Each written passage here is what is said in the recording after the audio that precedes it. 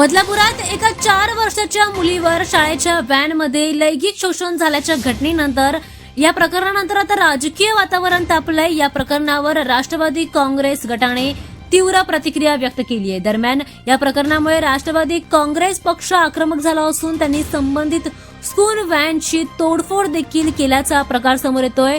चिमुकलीवरील या घटनेचा प्रकार समजताच राष्ट्रवादी अजित पवार पक्षाच्या महिला कार्यकर्त्यांनी बदलापूर पश्चिमेकडील पोलीस स्टेशनमध्ये धाव घेतली आहे। सोबतच राष्ट्रवादीच्या संगीता चेंदवनकर यांनी स्कूल व्हॅनवर दगड फिरवलाय आणि गाडीची देखील मोठ्या प्रमाणामध्ये तोडफोड केली आहे। बदलापुरात पुन्हा एकदा एका चिमुकलीवर ही घटना घडल्यामुळे संतापाची लाट उसळली आहे। याआधी सुद्धा बदलापुरामध्ये काही महिन्यांपूर्वी नामांकित शाळेमध्ये चिमुकलीवर लैंगिक शोषण झाल्याची घटना घडली होती। चिमुकलीवर ही घटना घडल्यानंतर सगळीकडे संतापाचं वातावरण पसरलं होतं। यावेळी बदलापूरकरांनी लोकल ट्रेन थांबवून देखील ठेवल्या होत्या। या घटनेतील मुख्य आरोपींचा पोलिसांनी एन्काउंटर देखील केला होता। त्यानंतर आज झालेल्या प्रकरणात आरोपींवर कठोर कारवाईची मागणी पुन्हा बदलापूरकर करतायत। या घटनेमुळे बदलापूरमध्ये संतापाची लाट उसळली आहे। पालक आणि स्थानिक नागरिकांमध्ये मुलांच्या सुरक्षिततेबाबत चिंता दिसून येते। शिक्षण संस्थांच्या नियमावलीमध्ये